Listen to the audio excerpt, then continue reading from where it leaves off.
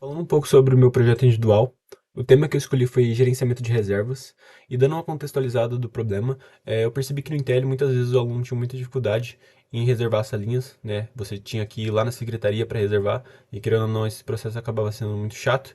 E aí, por esse motivo, eu acabei criando o Study Hub, que é uma aplicação web de reservas, onde você consegue reservar elas pela internet, né? E falando um pouco mais sobre a parte do back-end, a parte do código, eu utilizei a estrutura MVC, que resumindo é a Model View Control. A Model, ela representa os dados, então é a lógica de negócio da aplicação, então ela gerencia o acesso e a manipulação dos dados, né, que fica no banco de dados. A gente tem a View, que é a interface do usuário, responsável por exibir as informações contidas no modelo e capturar as interações do usuário, então é o que aparece, né, no front-end para o usuário, é a interface bonitinha, essas coisas. E tem o controller, que ele atua como um intermediário entre a Model e a View, e ela recebe as entradas dos usuários e processa essas entradas usando a model, e atualizando a model ele consegue atualizar a view, né?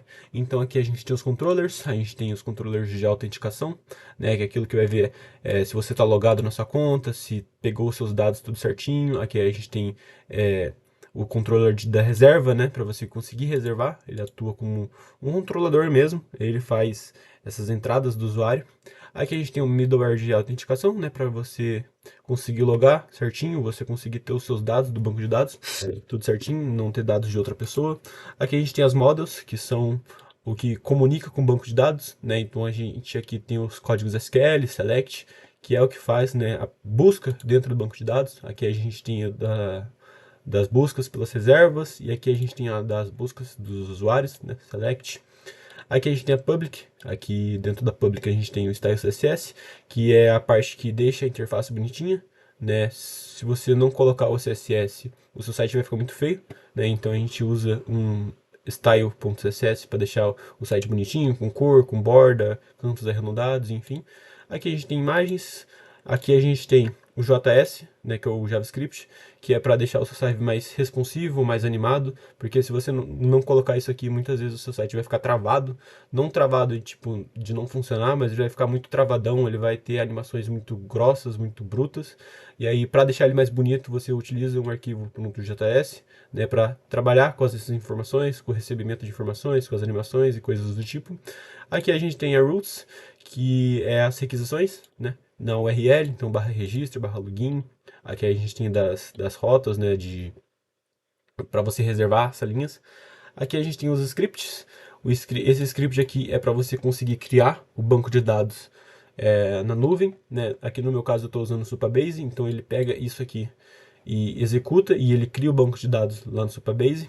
Aqui a gente tem o esquema é o código SQL para a criação das tabelas, né? Então aqui tem o código todo das tabelas, né? O initdb, ele nada mais, nada menos faz que ele pega esse esquema aqui, que é o código de criação de tabelas, e manda lá para a nuvem, e lá na nuvem ele cria, né, com base nesse arquivo aqui. Então ele inicia esse arquivo aqui e pega o que está dentro desse arquivo aqui e executa, né? Então ele consegue criar as tabelas. Aqui a gente tem as views, que é responsável pela interface do usuário. Então aqui a gente tem o HTML, que é a estrutura, né? Então aqui tem a estrutura da parte do login, a parte do dashboard, a parte de fazer, né, as novas reservas. E aqui a gente tem o app.js, que é o que dá início no nosso servidor. Além disso, a gente tem aqui o .env, que é o que você usa para se comunicar com o banco de dados, né? Mas vamos falar agora um pouco mais sobre a prática. Então vamos dar um npm start para dar início no servidor. Ele vai iniciar aqui, a gente entra aqui. Então a gente entrou aqui na parte inicial, aqui a gente tem a tela de login, onde você coloca seu e-mail e senha. Eu vou cadastrar um novo usuário, então eu vou colocar aqui, por exemplo, joão@gmail.com. @gmail.com, aqui é joão@gmail.com. E a senha vai ser João 1234 e só, assim tá bom.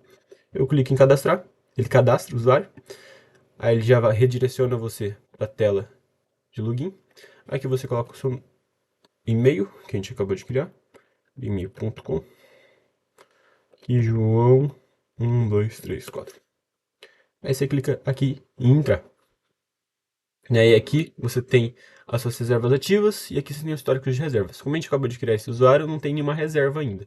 Né? Aí você clica nesse botãozinho aqui no canto e aí você pode escolher a sua linha que você quer reservar. Tem da R01 até R010. Então vamos escolher a R01 aqui.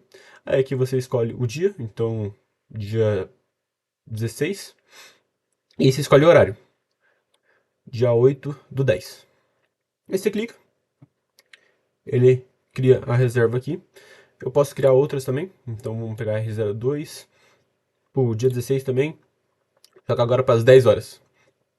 Ele cria. Você pode excluir também, se você clicar em cima dela, você exclui, e aí fica aquele status cancelado.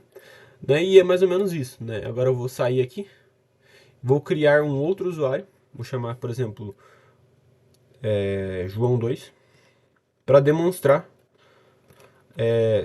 que você não tem como reservar uma salinha que já está reservada. Então aqui joão2@gmail.com.